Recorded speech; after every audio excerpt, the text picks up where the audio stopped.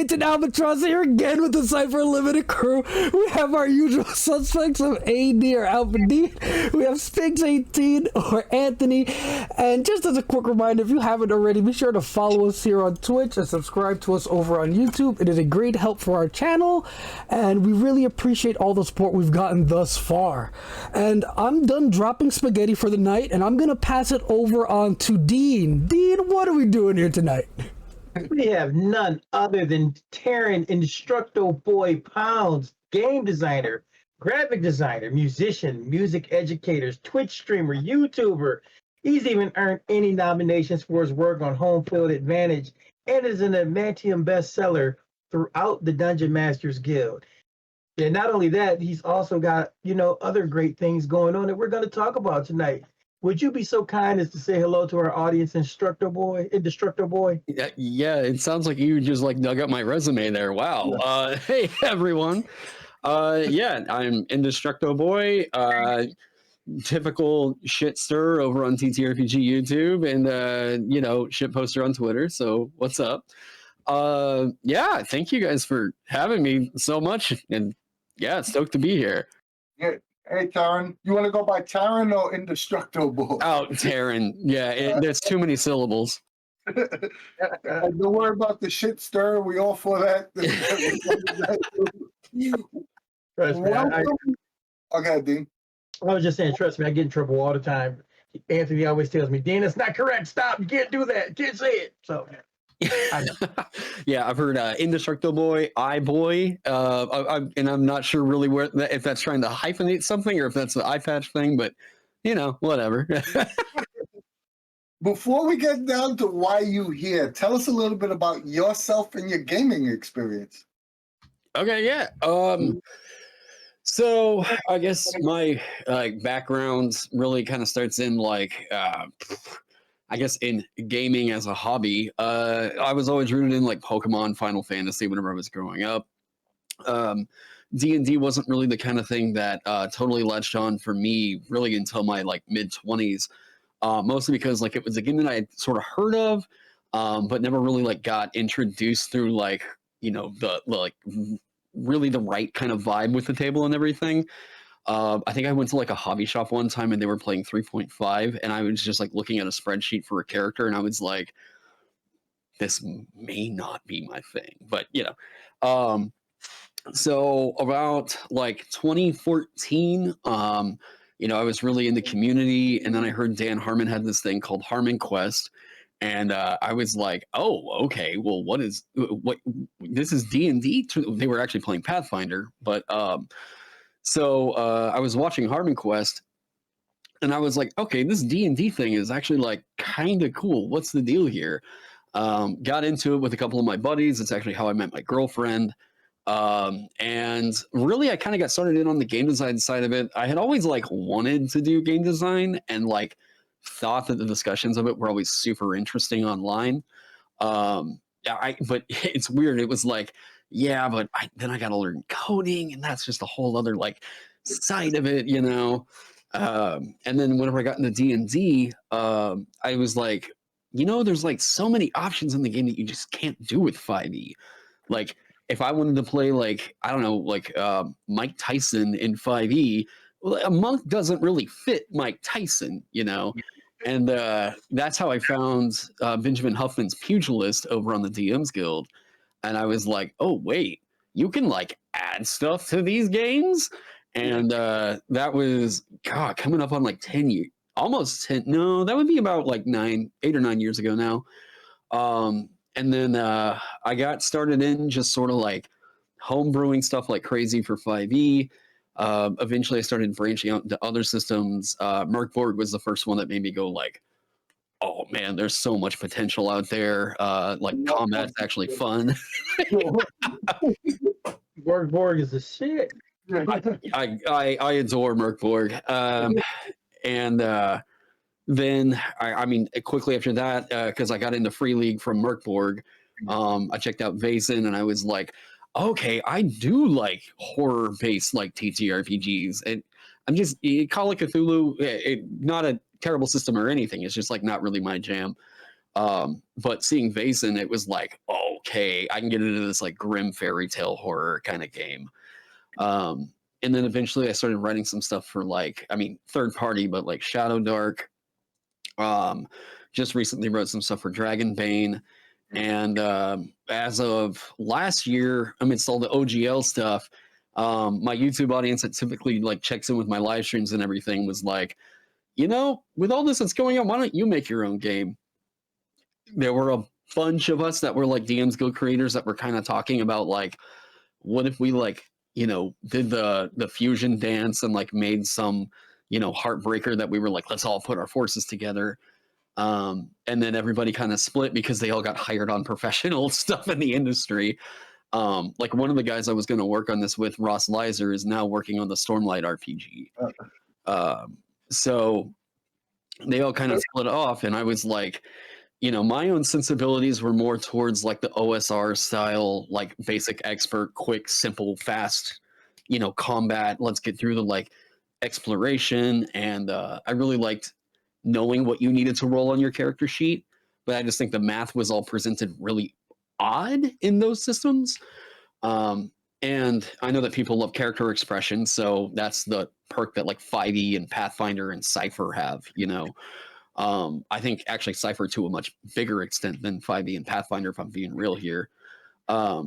So like I wanted to do something that was like give you the character expression of a thing like D&D 5e or Pathfinder, but also deliver that quick, punchy, cool exploration and dungeon crawl of like basic expert, Merkborg, Shadow Dark. So I started working on Vagabond, and I kind of put it up as a little challenge with my audience. I was like, you want me to make a game? I'm gonna need your help. And I just told, hey, here's the Kickstarter, pays for art assets, and it helps me with living expenses while I develop this thing. Funded. And I was like, all right, I guess we're doing this now, huh? So now we're a year and a half. Well, I guess it's about a year later after the Kickstarter. Got a full game, brand new SRD, brand new system. And I wanted to make something that was, as weird as this is going to sound, a system neutral system. Where, if you wanted to play something from like Merkborg, you could play it in Vagabond. If you wanted to take some of the stat blocks from Vagabond and go play them over in Merkborg, you could do that, or Into the Odd, or Shadow Dark, or basically any basic expert derivative system. So yeah, a lot of Vagabond is all based around that. Just I love the idea of system neutrality like that. I like the concept when you were just saying, like you originally had a group of people say, hey, let's make a game, and then it became, you got this. Yeah, it was really, it was interesting because like right there in like, I guess it was like early January, we were all like kind of talking like, do we just take the stuff that we can, and we know that we can like get a lawyer on from 5e to make a game that they couldn't take from us? And then, Cobalt Press announced Black Flag, which is Tales of the Valiant now. And it was like, well, I guess they're going to do that. So like, I guess if people want that there, it's there. And for me, it was more like, I think as we were kind of working together and thinking about this, to me, there were just way too many issues I had with 5e to want to just make a 5e derivative. I love the quick, punchy combat of something like Merkborg or like Into the Odd, Shadow Dark 2. And I love the fact that there's no loading screen. Like initiative is just like you're in a combat. If someone throws a punch, it's not like, okay, well, let's see. I guess you're gonna go first because you got that surprise round right there. So everybody else roll. Takes 2 minutes to figure all that stuff out. And then I just love that feel of old school, like this person's gonna take a shot. All right, so I guess we're gonna fight. And it's not this like, Pokemon random encounter spin down or anything like that. So yeah. Pretty cool. I mean, and I like what you're saying. It just kind of is our wheelhouse anyway of things we like. That being said, you have a pretty extensive list of third-party D&D content. Seems like you've been doing this over the years for however many. several platinum hits, mithril sales on drive-thru. So as a game designer, what is it about D&D itself? I mean, you've been saying the punchiness, but is there anything else that you could add to that that might you say appeals to you? Um, well, I kind of wrapped up my 5e development last year. I wrapped it up with my class of Zodiac, and I think I did that right before Gen Con. So like with D&D, I mean, I'm not necessarily like a big 5e hater or anything like that. It's just not my preferred system. Yeah, we probably gamers. We play everything. Yeah. Like, it's not my preferred thing, but I mean, I designed for it, and I totally get why it's it is intuitive.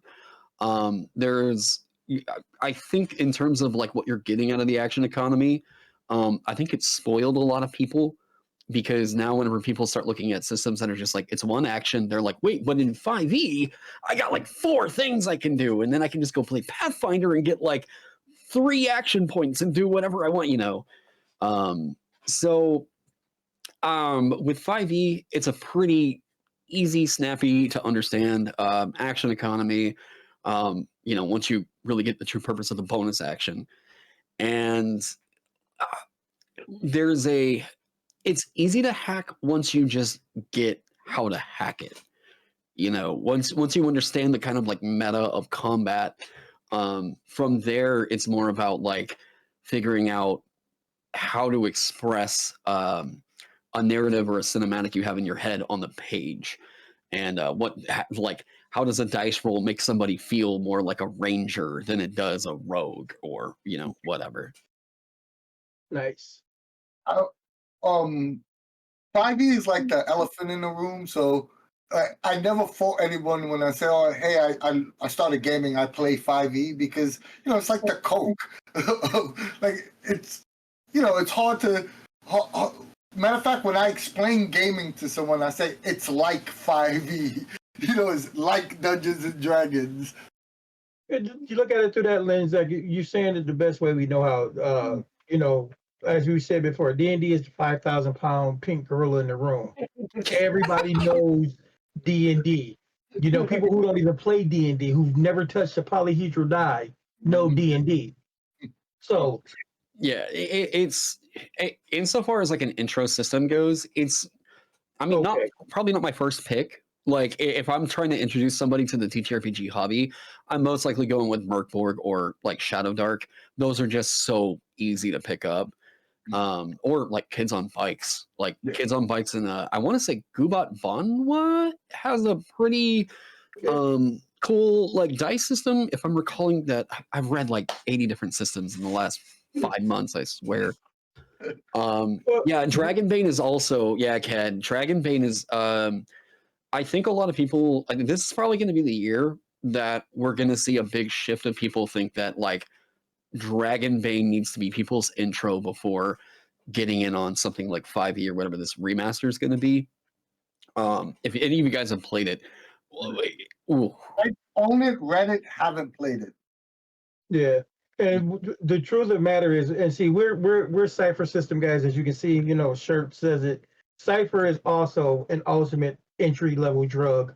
Because I think anybody that I've ever introduced them to using Cypher system, I'd say 9 out of every 10 still want to play or call me up to play again. So Cypher is another one of those places. If you haven't experienced it, you should.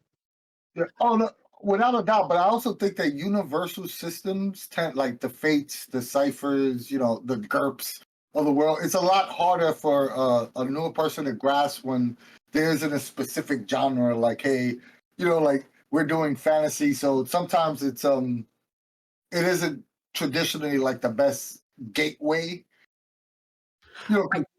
When someone comes in, it's hard to explain.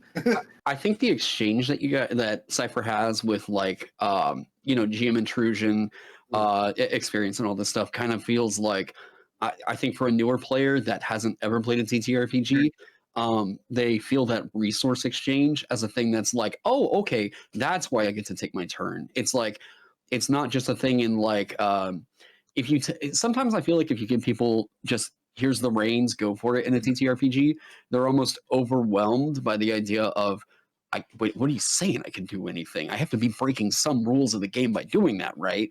But like with Cypher, there's a little bit more of an exchange kind of happening there, where it feels like, no, this is a point you can use to take complete agency for this second.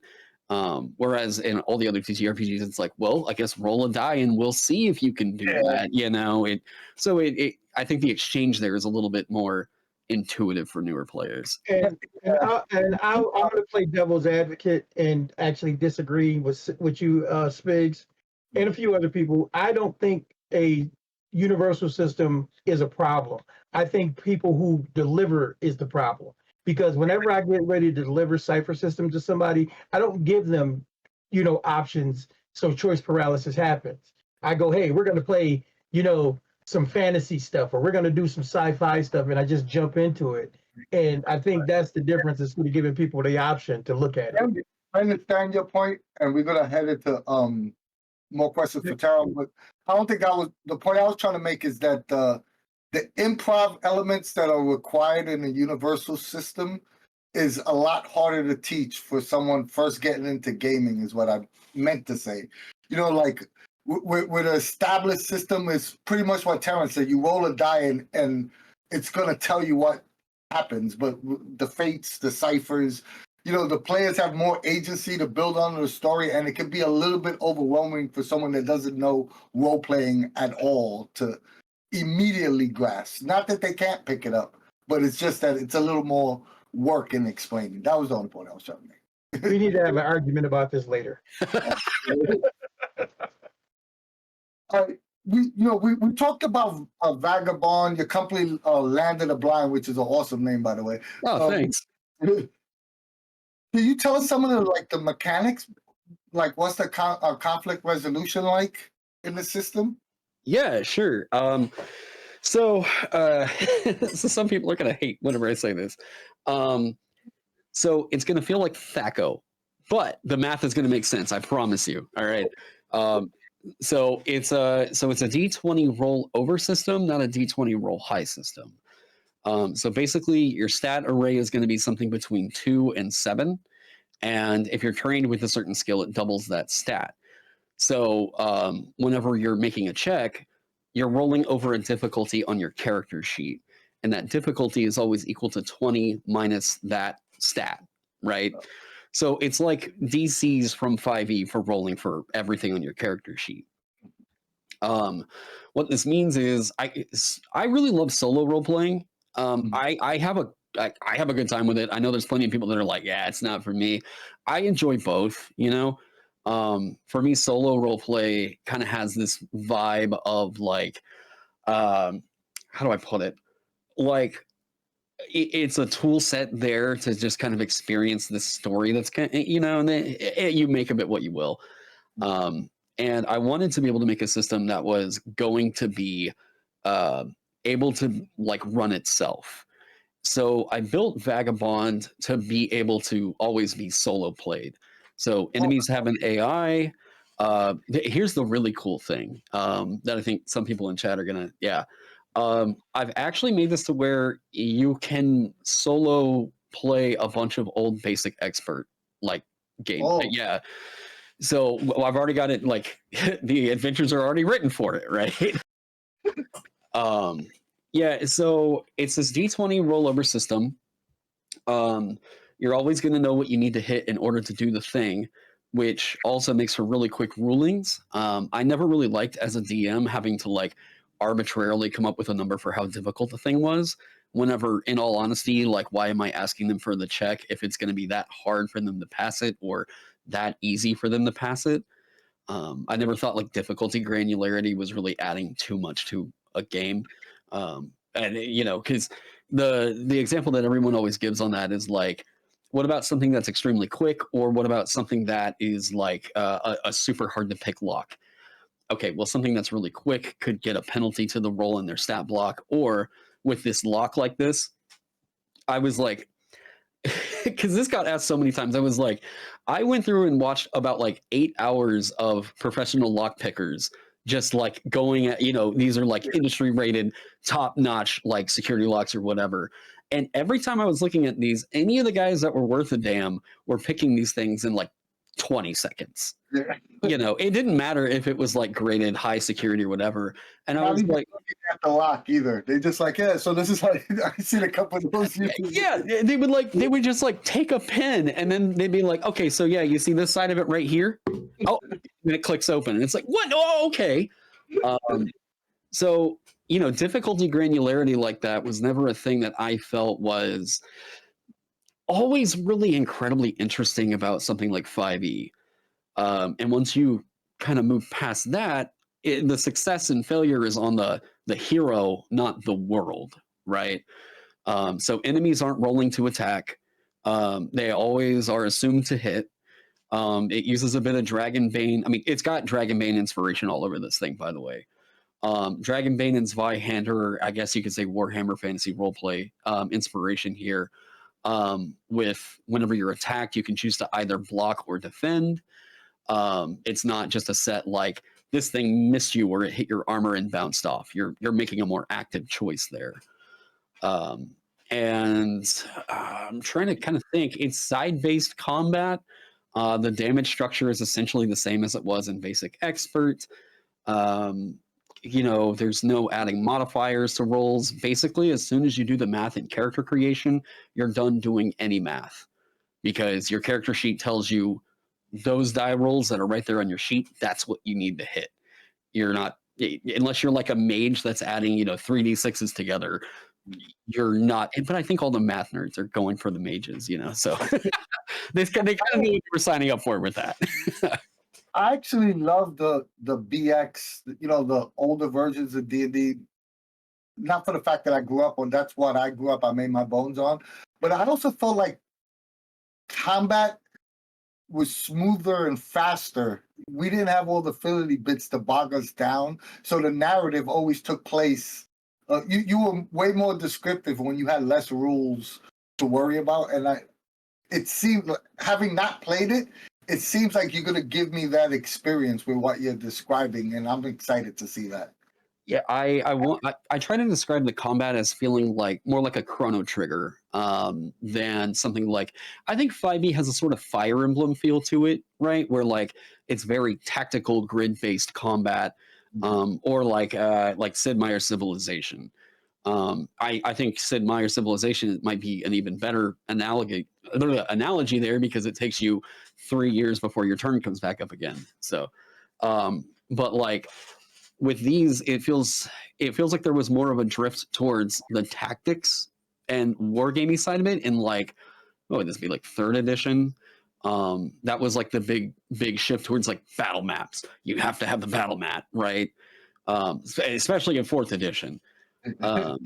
But yeah, with those, it felt more like it was sort of trusting you guys to be like, this is how close it needs to be to hit you, right? Yeah, this is another big strength of Shadow Dark, and if any of y'all have ever checked out Black Hack, that was like range bands of Black Hack and stuff. Yeah. That's I think that's a way more. I know that like, MCDM is pushing a lot for this like, cinema tactical RPG thing, but I'm like, honestly, I think the thing that you got to do to get that like action game feel is to get rid of some of the tactic elements of it, or at least like trim it down. If it's trying to itch that like, primal part of our brains that's like, yes, I hit it with the sword and it was fucking awesome. I think we have to kind of get rid of the like, well, that thing is 10 feet away from me right now, so that means I can't quite get to it over here. So it's, yeah, I'm trying to root it more into like an action game and less of the like heavy tactic game. Amen to that. You're preaching the gospel, because I'm 100% for that as well. I think we all are, because that's, you know what? As long as I know, me and Anthony have been playing, that's the thing we look at. We look at how quick can we get to the action? What does it make you feel like versus, I got to sit here and do, pull out a slide rule and do some math. Yeah. I don't want to go through that. I mean, and it's great. It's kind of a good segue, because you've been talking about like all these games and so on and so forth. can you tell us like any other like games that may have had a strong influence on your design choice for Vagabond? Oh, yeah. I mean, I'm a huge Dark Souls fan. Any Soulsborne, I've gone through, probably beaten over a dozen times a piece, right?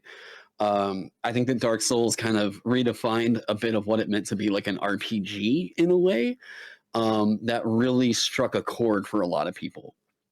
Um, I have always been really big on, not necessarily that like something has to be so challenging and that it's teaching you something. I think that teaching element only really works for a game like a Soulsborne, and I think at times I've seen some TTRPGs that try to emulate that side of it, and I'm always like, I I don't know, man. Whenever I play a game, I don't necessarily want to learn something. You know, I'm like, I kind of want to just have this fun experience or whatever. And so, like, you know, Dark Souls, I tried to kind of keep the ethos of that vibe, right? I can't help it. I said Chrono Trigger earlier. Part of the thing with like Vagabond that I think a lot of people are going to feel like the Chrono Trigger experience really play out is, so it's side-based combat just like it is in Merkborg. But as a part of that, the magic system in Vagabond is, I, I mean, someone could say there was this game that was designed 8 years ago that did the same thing. I don't know. But it's a completely brand new magic system, that allows for more like flexible casting, where like, you know, if I never liked in 5e how like if you knew Firebolt, you couldn't like start a campfire with it. It's like you apparently just blow up the logs. It's like, because that's what that cantrip does. And but I really like spells like Prestidigitation. And I think like this is more of what I think of like the clay mold kind of feel to game design, where especially with a TTRPG, you want to give people less statues, more clay. Where it's like Prestidigitation is a big block of clay, whereas like Firebolt is more of a statue, right? So I like, I should tie this back into what I was saying. All the magic system of Vagabond is meant to kind of inspire a lot of those clay shaping. You make the spell what you want to, custom deliveries, custom effects in a way.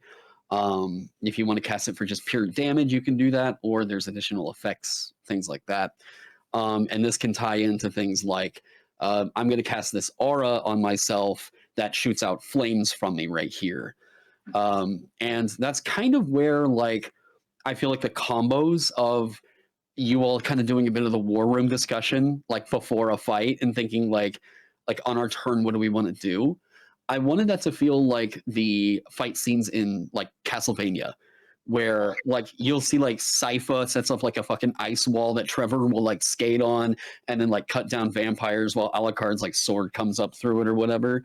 I wanted that kind of cinema out of the game, not this like Final Fantasy sort of like turn-based, like I'm going to go up and hit now and then I back up and then I, you know, there's also, because I say basic expert, this is also going to have a huge influence as well. I like a lot of what Old School Essentials was doing for understanding that a lot of these old books like this are heavily overwritten. Yeah. And the editing pass that Gavin Norman did on Old School Essentials, there's a reason why that thing is played more than I'm pretty confident in saying more people are probably playing Old School Essentials than they are playing VX, because it's just it's more intuitive. You know, it's like the guy that took the token approach. You know, 2 pages to describe. Yeah. I also think like some other games that had an influence, Bastards.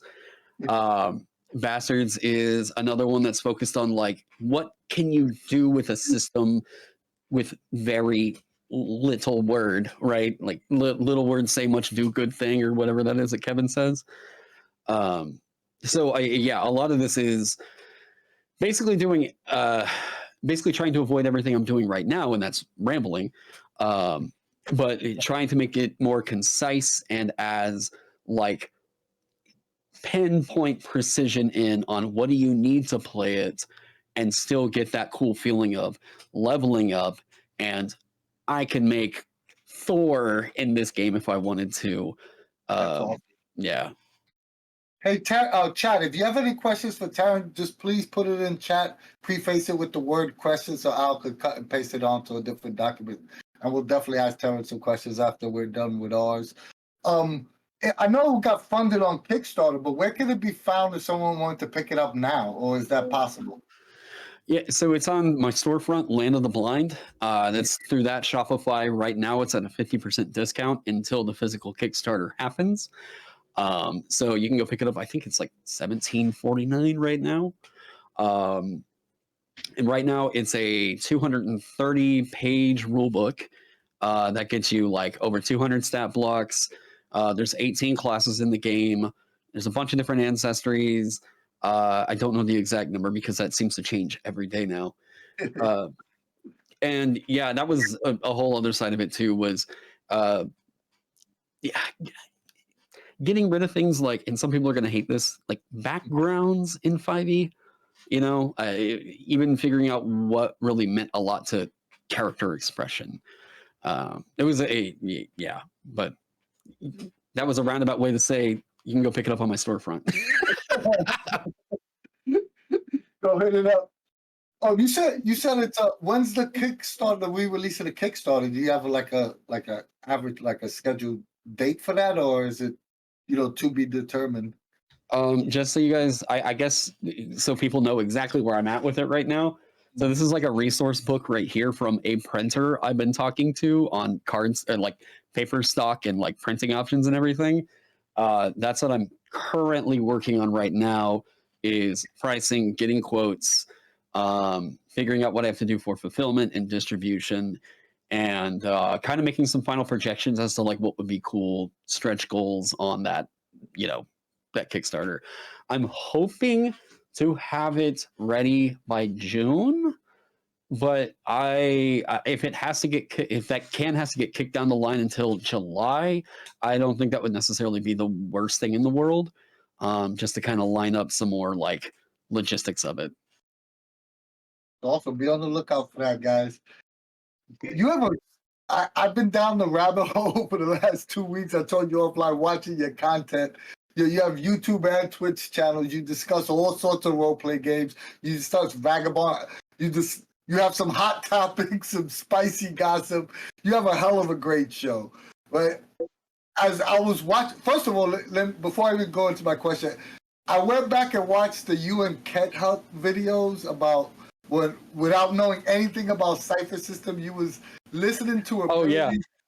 Those were freaking awesome and hilarious videos.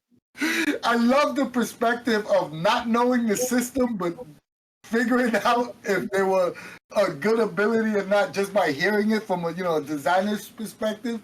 Those were freaking hilarious. I didn't agree with a lot of Ket Hub's rankings, though. Do we ever agree with Ket Hub's rankings? Yeah, so that was, it was hilarious content. I absolutely stole that format from a guy named Ron, who does, he's a Hearthstone player, and he brings on like Yu-Gi-Oh! And Magic the Gathering players to like rank or figure out, is this card any good in you-all's meta? And I was like, I took the Ludwig approach of like the Yoinkin twist, and I was like, I don't know, I'm going to try that out with a TTRPG, and I hit up Ken with it, and I was like, that was a lot of fun. I should figure that out with, I should do that again with something else, you know? Yeah, that was freaking awesome. I really enjoyed those videos. And then after I watched those two, I'm fortunate enough to work in a private office, so I could watch videos all day. For the last week and a half, I've just been watching your videos, and you make fantastic content. But Thanks, how did you get into content creation in the first place? And do you have any advice for someone wanting to start, creating content? Okay. So first big advice is just do it. Like actually, do it. It's funny how like nothing advice that sounds, but really it's like, there's not enough, there's so many people that'll just sit there and be like, yeah, this is, this would be really cool to like get some videos out. I got some thoughts, and then they just never actually make it happen. So like understanding what it means like for your format. For me, I'm like talking head style on, you know, Twitch or, you know, my YouTube videos. But I watch a lot of my inspirations and try to analyze like what I wanted to like take from them. I'm a huge fan of like Jacob Geller. Sorry. Jacob Geller's like documentaries on game design and just weird, sometimes existential territory. I think Jacob Geller is like one of the best YouTube channels out there. I also like Marquise Brownlee tech reviews because like, I mean, the dude is just honest. Whenever I was first getting into YouTube, my biggest inspiration, like as I was first considering it in like 2000 and what was this, like 13, 14, was Total Biscuit. Like TB was just like, he was doing game reviews as somebody who was, I took a couple different appreciation courses in college. You know, courses that are really telling you like how do you talk intelligently about like an art form, and seeing like, you know, Total Biscuit doing reviews with a appreciation perspective on games. I was like, that's cool. I'd love to be like doing something like that, you know. But yeah, so like you got to figure out your format. I got more into the review kind of a thing, and then I had watched a lot of like Mike Merle's Happy Fun Hours whenever he was doing like UA previews on Twitch, and I started just doing my own like design stuff, you know, and my stuff wound up kind of taking off, and you know, like it's learning a bit about like lighting. I was shooting all my stuff on the same $49 webcam for like 3 or 4 years. So, you know, even right now, this is a Logitech Brio, but my lights make it look like it's a Sony, you know, EVZ something.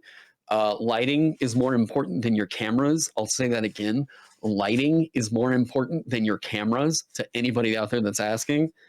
A decent mic. This is a Rode Pod mic. This is a $99 mic going into a preamp. Learning very basics about audio is huge. You don't necessarily even need something like this. I think a Yeti is like $50 or something now. But yeah, I use this for speaking, and I record guitar stuff on this as well. So yeah. Dumb side question. You remember your very first video? What was it? Oh God, yeah. I was actually trying to like. There was, I guess, to kind of date how long ago this was. There used to be a chart called the Detect Balance Scale that a lot of homebrewers were kind of sharing as an idea for like how we could do comparative balance for D&D options, especially whenever we were doing homebrew. And this supposedly was going to give you a metric at the end of it that it was like, if you hit this number, apparently this is telling you your thing is like in line with other official options, right? And I remember making a video where like this tells you how absolutely niche and nerdy my perspective was on this. I made a video talking about how they were like overvaluing certain like racial traits in 5e on there. And, you know, I was like, looking back on that now that I guess just learned more in the YouTube sphere, it's like, that was not content. Taron, what the hell were you thinking about doing with that? That was like, there were like 4 fucking people that you were maybe debating on that. What are you talking about? You know, and nowadays it's like learning about what appeals to people, who actually cares about, you know, this other topic, and then like what topics are even worth covering are like, you know, I think that's the biggest stumbles I think a lot of content creators make. I know I made, was figuring out like what to make content about and what not to make content about. Because if you just start making content about everything, you become a slop channel. Yeah. And, you know, I think early on I was like, I'm going to just, what's this thing? This is like 3 sentences in the D&D book. Let's talk about that for 10 minutes, you know. Hey, our first video was just me and Al talking about how you don't need the rules and cipher system to have a good time. Yeah, totally. I basically was asking Indestructoboy, what has he learned about the gaming business that he didn't know before? And did he have any advice for someone who might want to follow in his footsteps since he's creating his own game? So, learning about UI UX and so that's user interface, user experience is really, really big. Um, it's a thing that I'm still constantly thinking about more so than is this fun or is this not fun? Because whether or not somebody understands your game is huge. There's about 20,000 different ways you could explain how roll a d6 add modifier is confusing as hell, but like there's probably one or two really good, clean ways to express that. UI UX is extremely, extremely important. That's also just like accessibility. How many different hats you have to wear to make the thing that you want to make as an independent creator. How far you go is essentially going to be either how many resources do you have or how many resources are you willing to make. Because for me, I am my own designer. I'm my own layout artist. I am my own graphic designer. I'm my own like web designer and YouTuber. Like I have my own kind of promo and community running. So like I'm wearing a bunch of different hats to kind of get to where like I'm at right now. And I don't know too many people actually that are in the TTRPG scene that don't at least have a basic grasp of like Adobe InDesign or Affinity Publisher. Those are just like the two PDF creators that like you need to know, right? Either or, honestly. And I don't know I know Ked uses Affinity. I've been using InDesign for years, and it's all about like.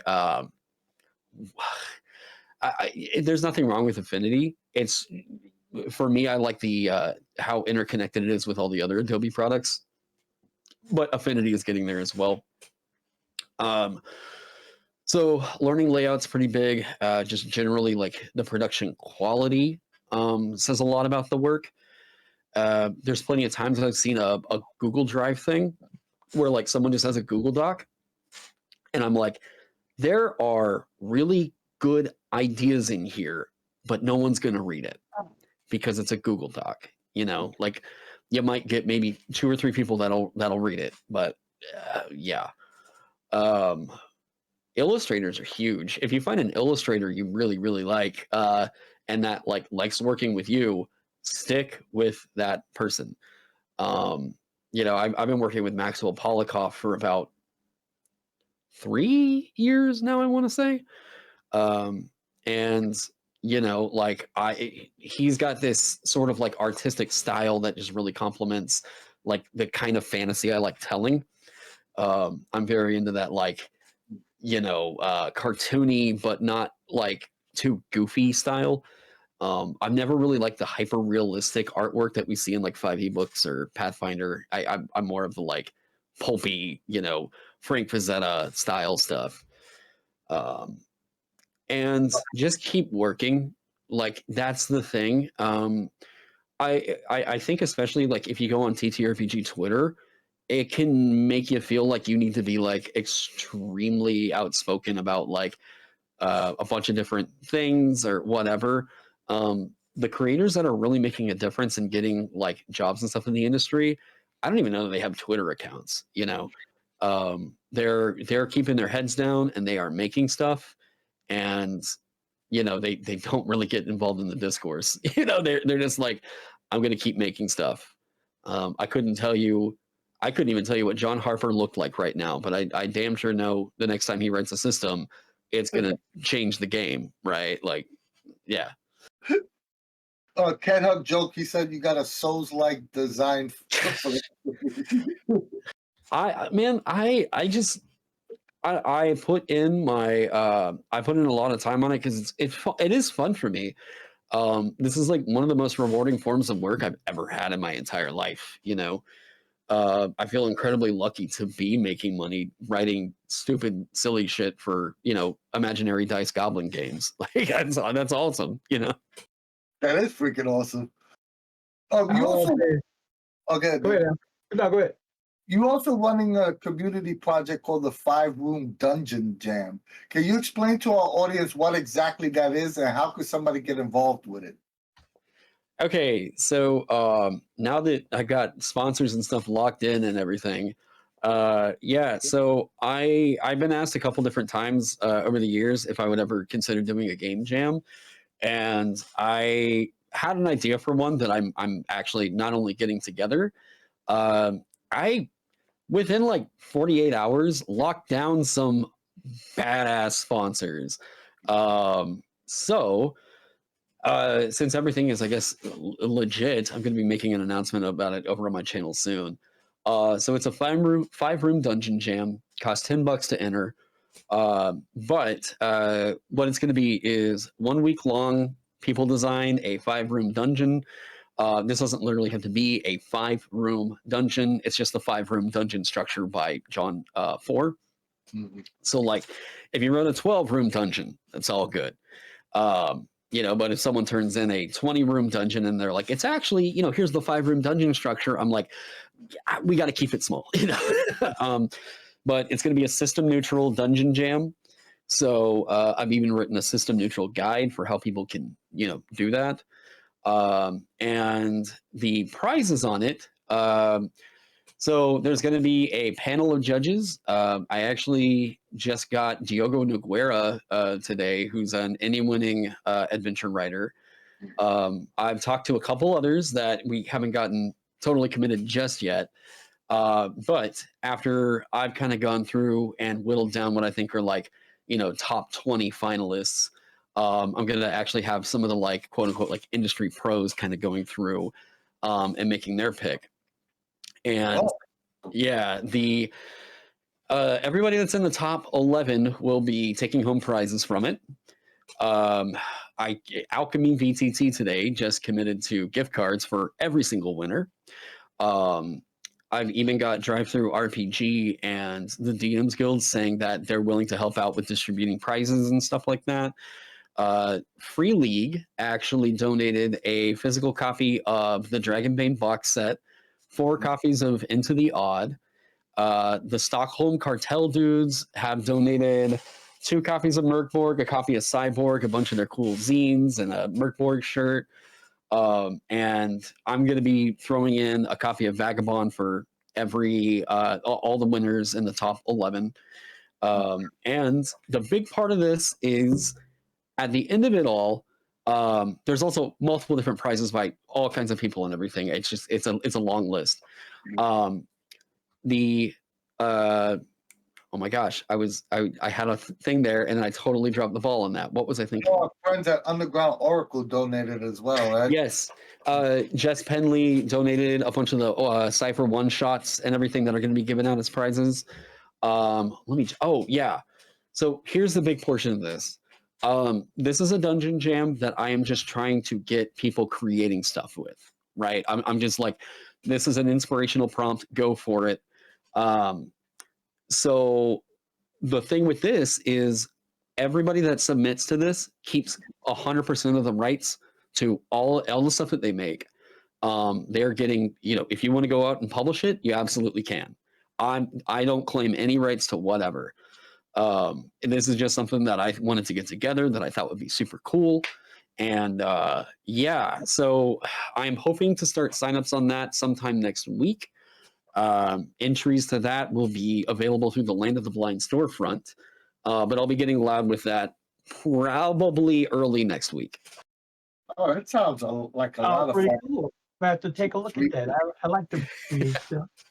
Yeah. Oh, the Free League has been incredible to work with. Anytime I've had an idea that I was just kind of like, hey, would you guys want to get involved? They were like, yeah, what do you need? And I'm like, dope. Yeah. Hey, well, so you further on, we were just talking about your 5-room jam. So if someone wanted to support Indestructoboy or Land of the Blind or purchase some more of your products, how can we go about it? What would you recommend them to start with? Yeah. So, if people just wanted to support, my Patreon used to be more about, releasing kind of consistent 5e content, but ever since the OGL situation, you know, I've been branching out to kind of doing other stuff. And mostly my Patreon is just if people want to support what I'm doing, they can go check that out and, you know, help me keep lights on around my house. So there's that. There's the Land of the Blind storefront. I'm also over on the DMs Guild. If you just want to go check out like my merchant, dancer, runekeeper.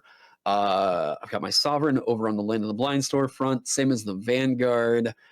I know I'm forgetting Zodiac, runekeeper, merchant, dancer, right? Alchemist. There we go. So I got a bunch of that stuff over there on the DMs Guild Drive Through RPG.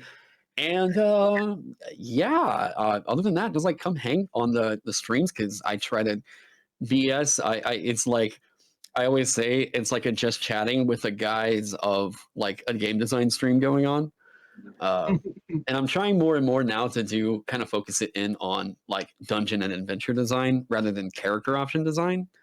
I think that appeals to a lot more people. Like tons of people love character options, but dungeons are just universal. Like, yeah. Do you have a set date and time for your streams? No, I joke that I keep like goblin hours. So like it's kind of whenever I feel like the house is kind of chill enough to do that, right? So it tends to be sometime in the afternoon. Yeah, if I earn enough money, he may even move away from where the tornadoes are. Yeah. After this year, definitely we're looking at trying to get up there in Colorado. But yeah, Colorado's awesome. we went to Denver for like 3 days last year, and I was like, "This, I want to die here. This is God's country, man." Denver is actually quite beautiful, and you know, people think it's a lot of snow, but if you're like in Denver, it's not that much. It's actually really, really cool. Denver's a great city to be in. Yeah, and see, I'm such a weirdo that like if it snowed year round, I'm 100% cool with that. Like I'm so much more of a cold weather guy. My brain just works better. Well, Before we go, okay, Dean? no, I'm just saying, come on up. I'll go ahead. Yeah, Dean lives in Buffalo, so he knows a little bit about snow. Oh hell yeah! Before we go into audience questions, is there anything else you want us to know about you or any of your projects you have going on that we haven't discussed yet? Honestly, right now, I mean, I think the thing that I try to push is more about like cool things I think are happening in the industry right now. Particularly, I love the idea of the system neutral movement. So, like, you know, check out stuff by like Charles Ferguson Avery. I think his setting, Vast in the Dark, has to be one of the most compelling tabletop RPG campaign settings I've ever seen. And I think he even suggests that you should run it in Cypher in there as well. Yeah, I think that there's a lot of really cool stuff happening in the TTRPG space that isn't 5e. And I mean that, and like I like the culture of it. It just seems like there's an open creativity space to experience these like stories as kind of like here's the idea, not here's how you should tell the story. I really, really dig that. Yeah. Before I go on the audience question, I forgot to ask you this, and I've been meaning to ask you this. What do you think about GMs not rolling dice like Cypher? That's a question I like to ask people that don't traditionally play Cypher. They don't design choice. They don't roll dice in Vagabond. Yeah. You know, they're not making checks in Vagabond. All enemies are assumed to hit. Enemies don't make checks because that's not what's interesting to me. It's whether or not the player characters are passing a check, right? Yeah, I've never actually felt that. Oh, sorry, one of my dogs got themselves locked in here. That my girlfriend will get here in a second. This is what I mean by chaos happening in my house. So yeah, for me, I am more of a fan of the GM should just be given a system that allows them to run the world and the stories and not have to really worry about like, did this thing pass its check in order to do this thing over here? I've always said nothing is interesting about the villains passing or failing a check. It's all about whether or not the heroes pass or fail checks. That makes the story interesting. So yeah, I'm pro GM never having to make a check. Yeah, sometimes that's a deal breaker for some players, which for some GMs, which it's always found funny. It's funny. Sorry. I was just saying it's funny as much as I like dice. I mean, my dice collections are disgusting, and Cypher's my go-to. You know, I don't. I pull dice out and put them in front of people. Here, roll these. You know. Yeah, I think the interesting things for a GM at least are like, I mean, if I was a GM and I'm rolling like critical hits on player characters, that's not exciting for me. You know, I'm like, that's not compelling. That's not interesting. What's interesting for me is like the morale checks or, you know, how many are here running in this thing. Okay, so there's this many, whatever. I like the emergent side of that aspect of being a GM, not the like, did my thing critically hit somebody? I got to let her out. She's going to keep scratching one second. Your door be this GM intrusion.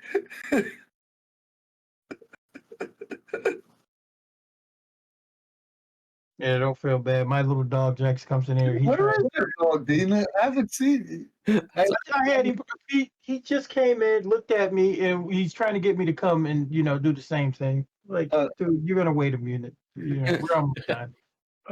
Before we go to our world famous rapid fire questions, we have about 5 really cool questions, if you don't mind, from the chat. Yeah, totally. Our good friend Eric Frankhouse asks, do you feel character sheets and GM sheets need to be modernized in design? Examples he gives is Blades in the Dark. So modernized. I guess that could mean a couple different things. To me, I kind of wonder if that means streamlined, or at least reduced complexity or something like that. One of my favorite character sheets, actually, it's just funny. I've got it right here. If you all have never seen Into the Odds character sheet, it's like there's like 3 stats up on top, and then the middle is like your currency right there, and there's your hit points. Like it's a super, super, super trimmed down one. Better Yes. UI UX. Okay. Yes. This is something that you're speaking to my heart here. This is something I've really tried to focus on with Vagabond, where it seems like so many people don't know how to make a character in 5e without D&D Beyond. And I think that's a fault of the system, not the player. So in addressing things like accessibility, some of these things should be like the character sheet should tell you how to work the character sheet, right? Like it seems a little bit unintuitive to think that like I need to read 50 pages before I know what this character sheet does. Yeah, like I think that they could be reduced, and I think that we're kind of on the verge of an era of less hyper simulation games and more about like how much of an experience can we pack into a smaller package, less like Pathfinder, more like Merkborg, I think, in that essence. So, Shy Guy 69 asks, what do NPCs look like in Vagabond? For example, a noble knight or an evil spellcaster. What's the difference between a PC and an NPC? How are they one to one are they? Oh, okay. So there was a term, I wanted to say it was like shoe gum game discussion or something. I was on a podcast like last year, and he brought up a term that I think is this right here. I want to say he called it like the player something verisimilitude. I don't know. It was probably some bullshit term, but it sounded fancy, and I was like, I like Aristotle, so fine. Okay, so insofar as the NPCs go, here's the really cool thing with Vagabond. You could run it co-op. So like if the GM wants to just be the person that's like, I'm in charge of telling the story, but I do want to play, so I won't act on like maybe some of the secret knowledge I know, like they can do that, right? The agency is more in the player's hands here. So like for an NPC stat block, these are kind of general and broad.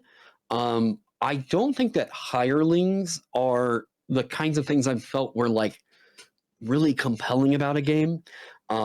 In like, I know a lot of people love the old school thing of like, yeah, we get hirelings. They just want like, unflinching slaves to sacrifice to like the scary stuff. That whenever I look at a hireling in an old game, I'm like, that's either a backup character or that's someone you send in to go like, hard disarm a trap. Yeah, yeah, cannon fodder. Yeah, so like as far as the NPCs go, some people may not really like this. But like if it's not a player character, I try to assume that it's going to be an enemy, right?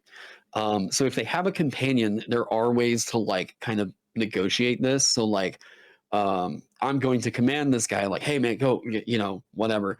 That could be that because you commanded that guy, he's actually using your influence skill for the attack check. This is the way that like the animal companion perk. I've changed this name so many times.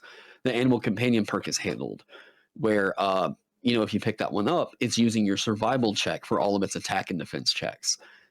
Its stat block is empty on any skills whatsoever, but you still have its attacks there that tell you the damage die, and based off of you commanding it, it'll use those checks right there. Spellcasters and everything. So because Vagabond is extremely flexible with how spellcasting actually works, I actually did take a note from 5e here, and all mages are assumed to kind of do like signature spell stuff. They have a bit of an array as to what they were going to do, but like, let's be real here. Most 5e stat blocks are essentially like telling you it's using these 3 spells the entire game, and they're giving you a huge block of stuff to like just take up page space, apparently. Repeat. Yeah, exactly, right. It's 2 claws and a bite attack, but it takes 3 times as much page bloat. So really with Vagabond, it's trying to give more like signature. What is this thing going to do in a combat? The flexibility that's in there, I would suggest if people kind of feel like this is a little bit or confusing, to also go kind of reel it back and look at what they do in like basic expert. There are hirelings and stuff that are in there, but like for the most part, that's not a thing that I think if you're engaging with it, it feels a bit more like you're gaming the game to me than like if you wanted to be a leader. I think there's so many other ways you can express that than I have a bunch of gold to buy people in town, like, yeah. That makes sense. Ken Hub asks, can I cast Kona Bears yet? I know that was an important feature. Yeah, you can cast Kona Bears, you can cast Glyph of Bears, you can cast Remote Bear, you can cast Aura of Bears. Yeah, so because of the delivery system in Vagabond, the way that works, there's about 13 different deliveries, and this is like how the spell manifests, right? And I had always it's easy to do this for damage and effects, but whenever it comes to summoning, this was always like oh yeah, this is a bit weird, huh? But I was able to kind of get around that to where it would work if the creature can fit into the area of the delivery. So yeah, if someone wants to blow that kind of mana, Ked, yeah, you can create a cone of bears, you can create a cone of chickens.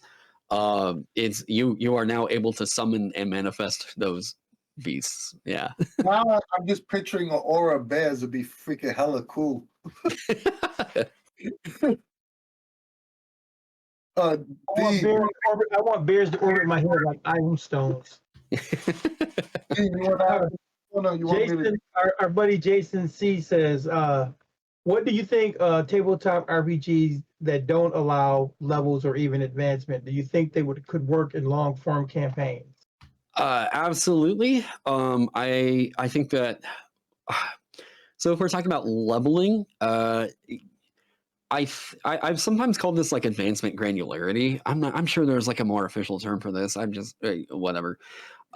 Where like instead of like a level and a number going up, you're just getting like more perks and stuff. And this is like, I mean, Zweihander, Warhammer, Dragonbane, and Oh god. I mean, Pathfinder not really. But like if you're not really getting a level, you're instead getting these like narrative improvements. Shadow Dark technically does this as well because it's not like class features, it's like improvements you keep rolling into, and Merkborg. I think that they can work, but like basic role playing does that. Yeah. Basic role playing is where Dragonbane started. So I think that they're fine. I'm also kind of the mindset of like the long spanning campaigns are kind of a unicorn. For every like dozen groups that I've gotten together to play D&D, only like maybe one out of that dozen lasts longer than 3 months.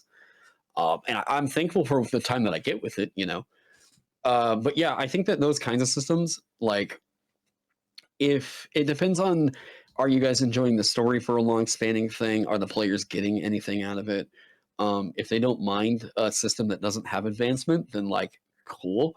But I think that a lot of games like that should, as designers, probably aim at delivering as cool of a beer and pretzels experience as they can, to where people are like, we played it for 3 sessions, it was fun, I'd love to do another one again, but like not really be expecting this huge epic, the Tolkien epics are like very rare to not only like make work, but as you get older, it's going to feel fucking impossible.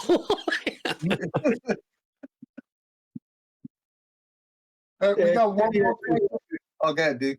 I was just saying it's funny that you even say that because that was one of my biggest issues. I was like, I don't get to run, campaigns anymore. And then I realized I don't want to run full campaigns. I want to run, no more than 12 episodes. Yeah. Now if I end up coming back to it, then I'll come back to it. But yeah, so yeah. Yeah, that's what I tried to aim for in Vagabond, was like there is leveling and like the GM can pace that out however they want to, but like I try to deliver the kind of experience where like if you guys can only really commit to like doing it to like 5th level, like cool, let's do that. Let's wrap it up with like, I don't know, White Plume Mountain sounds like a cool ender on that or something. And then, but yeah, I'm like, can we commit to like, I don't know, every Wednesday for 3 months?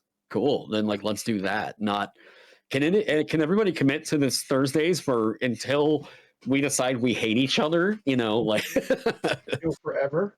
You know what's funny? Those old adventures, right? Like you got so much bang for your buck. I recreated Keep on the Borderlands and Cypher system, and that I was like, first of all, we never finished it, and I was like 9 sessions in, and I was like, this is like, back in the days, you would have paid what, $15 for that, $10 for that, and you would have got 12, 14 sessions out of a $10 purchase.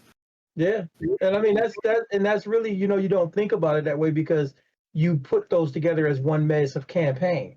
You just would have this adventure and this adventure because it wasn't like it is today where it was, well, this is Fey Run and this is Greyhawk and this is this and this is, it was everybody's homebrew world and you just dropped the modules right in there in your world. So yeah.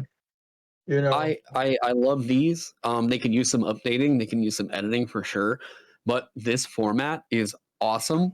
If people really like that format, I really recommend ones like The Black Worm of Brandonsford by Chance Dudenak or Tomb of the Serpent Kings by Skirples. These are system neutral, and it's trying to carry that same ethos of the module was the way to do it, and let's present something that you can put into like any world you want to, not just like this must be run in 5e or yeah. Did you ever look at the Goodman Games recreations of all the classics? I know they did it a couple of years ago. Yeah, they did it specifically for 5e. And like this is kind of so a lot of people and this is just something I've learned as of the last like 3 years really. So the reason why I don't like what was going on with 5e ports of old school materials is that they didn't edit it down. It felt more like they wanted to like, yes, let's present this big epic thing that they wrote for 3 levels as a 300-page book. I just kind of disagree with like that. Whereas like I'm trying to like rewrite White Plume Mountain and do it as like a 6-page dungeon, not a 17 or whatever it is, and have that fit on a 6x9, not a 8.5x12 or 11. Yeah. All right, the last question we got, and I know we had way more questions, guys, and I apologize, but we don't want to. I mean, even though we would love to chat with Taron all day, we know he has a million other jobs he has to do, and we definitely want to get into our rapid fire questions. So if we missed any of your questions, I try to cut off any doubles, so hopefully I didn't miss anyone. I got at least one question for everyone that posted. But Shy Guy 69 asks, how high do levels go, and how far can progression be taken? So for Vagabond, the game is only written to keep giving you features until 10th level. But all the that's just sort of the expectation of the game. But all the different classes keep scaling as if you wanted to keep going past 10th level, you could just keep getting levels after that, and your class features will continue to scale with you naturally. You continue getting perks and stats. So you could play a Vagabond like character hypothetically all the way up until I think whenever we crunch the math on it, your stats max out at like 120 something. So if you wanted to continue playing like that, you could. But it's not really the expectation. I wrote for like where I think people want to be playing. And then if they want to keep going on, like mana for spellcasters keeps scaling, rogue keeps getting more sneak attack dice, things like that. Yeah. So you basically just went back to, old D&D, because there were days when I had 47th level characters and 53rd level characters. Yeah, but it does it without assuming that you're going to be multi-classing. Multi-classing is not a part of the game itself, but like I can't keep people from doing it if they want to do that. Like I'm not like, if you do this, you're not playing Vagabond, right? Or whatever. So yeah, if they made like a 4th level barbarian and then 2 levels in wizard, even if they took that character all the way up to like, I don't know, 47th level, like you were saying, those features would still continue to improve with them, despite the class having peaked at 10th. And that's beautiful. I mean, I like that concept. I think that's really good. Anthony, you want to take him into our crazy land? All right, Taron. That was this last hour and a half. Freaking forget about it. That was the appetizer, right? This is the meat and potatoes. Okay. Our world famous rapid fire questions. You can answer as much or as little as you like, but just tell us what's the first thing that comes to your mind. Here's where we dig deep into your soul. We pull out your essence. We stretch it on the table for the whole world to see. Are you ready for the world famous rapid fire questions? All right. Yeah. Shoot it at me. Player or GM? GM. Pull punches or TPK? TPK. Online or in-person gaming? In person. Announce the difficulty or keep it secret? Sorry, say that one more time. Announce the difficulty or keep it secret? Oh, announce it. Put it on their character sheet like I do in Vagabond. Salty or sweet snacks at the gaming table? Salty. Spicy, actually. Spicy. Nice. RP or combat? Combat. Combat. That was a little indecisive. I also like I like hex crawling. I can't help it. I like survival heavy stuff. Yeah. PDFs or physical books? Physical books. I need my highlighters, man. Pen and paper or digital notes? Pen and paper. Nice. Pre-written adventures or original content? God, I'm just gonna say. I'll homebrew it. I don't mind slotting the modules into my adventures and stuff that I write, though. Yeah. That's awesome. You survived the world famous rapid fire. Oh, that was it. All right, cool. Oh man, all right. What was that playlist? So Taron, first of all, thank you for coming on the show. it's always nice to meet, other content creators and hear their inspirations and, be inspired and get excited about what they're doing. So, I can't wait to get my grubby little paws on a copy of the Vagabond and fool around with it. I know the audience enjoyed it. You had a lot of interaction out there. Once again, thank you so much for coming on the show. Come back, we can do this again sometime. And, Dude, thanks yeah. again. Thank you guys for having me and everything. This is a blast. Anytime. Please just please support Indestructoboy. Please support Vagabond. Check out his YouTube channel. Check out his Twitch stream. He has some freaking hilarious videos on YouTube. You definitely got to go check it out. I fell down that rabbit hole for the last week and a half, and I'm hooked. So I'm gonna be a fan for life. Please go check him out. Not only is he a fantastic designer, he's a great all around guy, and we have to support people like that. Hey, thanks, man. Thank you guys. Yeah, thanks you so much for setting this stuff up. And by the way, thank you, Ken, for getting us hooked up and everything, man. Yeah, that was awesome. He does something right every once in a while. Oh man. You asked about the first night. He's here. Oh, okay. He's here. If you like us and you like what we do, join the Cypher Unlimited Discord server for all things Monica Games. We have the largest fan-run Discord server for everything MCG. But if Discord's not for you, join our Facebook group. It's not as big as our Discord, but it's still great conversations being had there daily.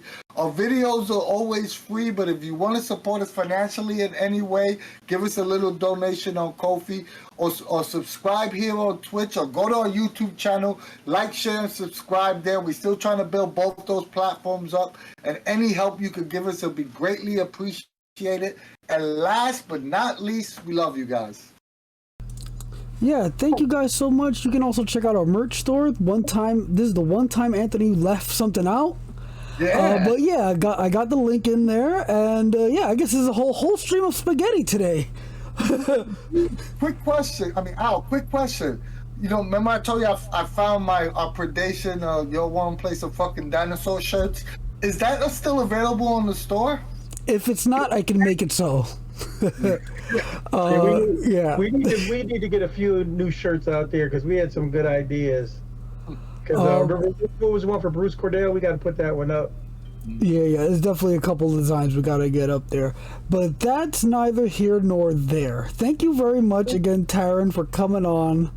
It was great to hear about Vagabond, even though I was in the background here. And again, obviously, thank you, Dean and Anthony, for doing the interviewing while I did the tech stuff. And the biggest thank you to everyone who came by and watched. Thank you guys so much for coming by, having a little chat with us. It was definitely an awesome chat. Definitely check out Vagabond if you haven't already. I linked it earlier. If you're watching this on YouTube, the links are down below. And yeah, as usual, from us at the CU, we will see you later. Peace. Hey guys.